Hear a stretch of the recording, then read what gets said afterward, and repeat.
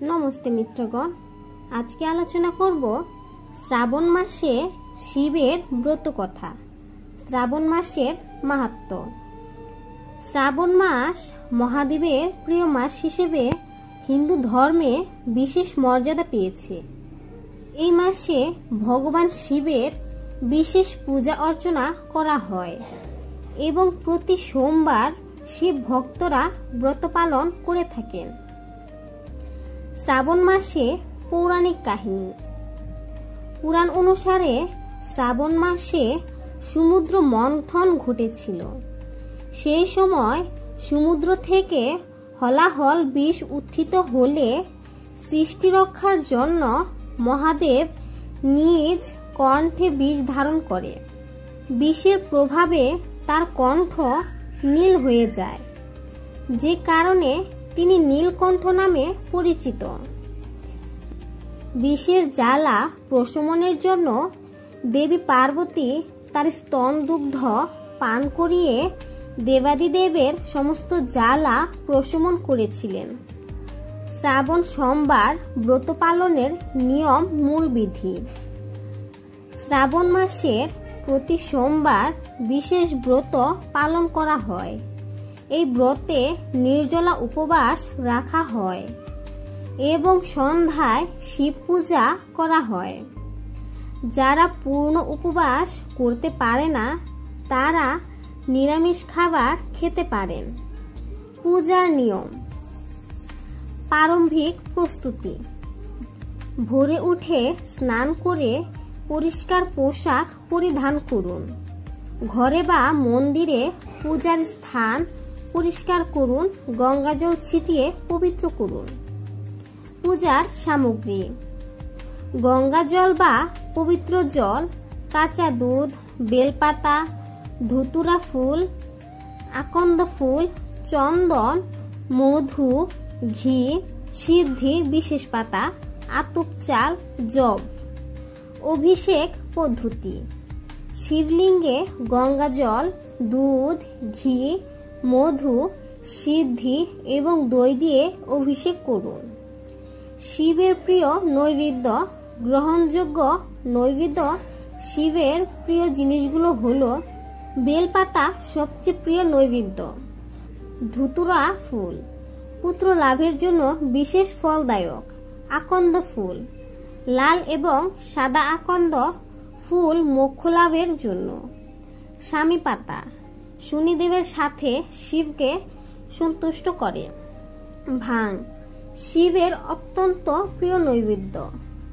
বর্জনীয় নৈবেদ্য: শিব পূজায় যা দেবেন না।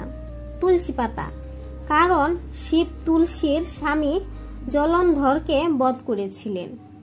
কেতকী ফুল মিথ্যা সাক্ষ্য দেওয়ার জন্য অভিশপ্ত। হলুদ, ভাঙা চাল, তিল, শঙ্খের জল, লাল রঙের ফুল।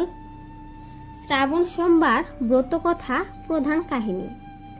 প্রাচীনকালে অমরপুর নামক নগরে এক ধনী ব্যবসায়ী থাকতেন। তিনি নিঃসন্তান থাকায় পুত্রলাভের কামনায় প্রতি সোমবার উপবাস করে শিবের পূজা করতেন। সন্ধ্যায় শিব মন্দিরে গিয়ে ঘিয়ের প্রদীপ জ্বালাতেন। তার ভক্তি দেখে পার্বতী শিবের কাছে তার মনোবাসনা পূরণের অনুরোধ করেন। অবশেষে শিব তার পুত্রলাভের ইচ্ছা পূরণ করেন। বিশেষ পরিস্থিতিতে তার পুত্র মারা গেলেও শিবের আশীর্বাদে পুনরায় জীবিত হয়ে ওঠে। শিক্ষা: এই ব্রতকথা থেকে শিক্ষা নেওয়া যায় যে নিষ্ঠা ভরে সোমবার ব্রত পালন ও ব্রতকথা শ্রবণ করলে শিব সন্তুষ্ট হয়ে ভক্তের সমস্ত মনোবাসনা পূরণ করেন। উপবাসের নিয়ম। খাদ্য নিয়ম যা খেতে পারেন: ফল প্রতি 2 ঘন্টা অন্তর, দুধ, মাখন, বাদাম, বাজরা। পানি ফলের ময়দার খাবার, সৈন্ধব লবণ সাধারণ লবণের পরিবর্তে। যা খাবেন না: আলু, লাউ, কুমড়ো, মুরগি বা মাংস। শ্রাবণ মাসের বিশেষ অনুষ্ঠান 16 সোমবার ব্রত। বিশেষ মাহাত্ম্যের জন্য অনেকে 16 সোমবার ব্রত পালন করেন। এই ব্রতে 16টি ক্রমাগত সোমবার উপবাস করতে হয়। দান ধ্যান। শ্রাবণ মাসে দান ধ্যান করলে পূর্ণ লাভ হয়। দরিদ্রদের দান করলে ভগবান শিব তুষ্ট হন। খাবার দাবার থেকে শুরু করে জামা কাপড় সবই দান করা যায়। মহামৃত্যুঞ্জয় মন্ত্র। শ্রাবণ মাসের প্রতি সোমবার মহামৃত্যুঞ্জয় মন্ত্র জপ করা অত্যন্ত শুভ। এই মন্ত্র জপ করলে মনের শান্তি এবং বিপদ মুক্তি পাওয়া যায়। আধ্যাত্মিক তাৎপর্য। শ্রাবণ মাসে শিব ব্রত পালন শুধু বাহ্যিক রীতি নয়, বরং এটি আধ্যাত্মিক উন্নতির একটি মাধ্যম।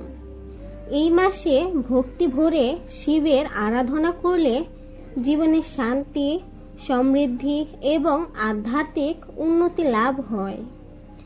শ্রাবণ মাসের শিব ব্রত পালন কেবল একটি ধর্মীয় আচার নয়, বরং এটি ভক্তের জীবনে ইতিবাচক পরিবর্তন আনে এবং মানসিক শক্তি বৃদ্ধি করে। নিয়মিত ব্রত পালন, উপবাস এবং শিবের আরাধনার মাধ্যমে ভক্তরা জীবনের সমস্ত সমস্যা থেকে মুক্তি পান এবং মহাদেবের আশীর্বাদ লাভ করেন। আজকের এই ভিডিওটি ভালো লাগলে বেদান্তসার ইউটিউব চ্যানেলটি সাবস্ক্রাইব করতে ভুলবেন না এবং কমেন্টসে হর হর মহাদেব লিখতে ভুলবেন না। নমস্কার সকলকে।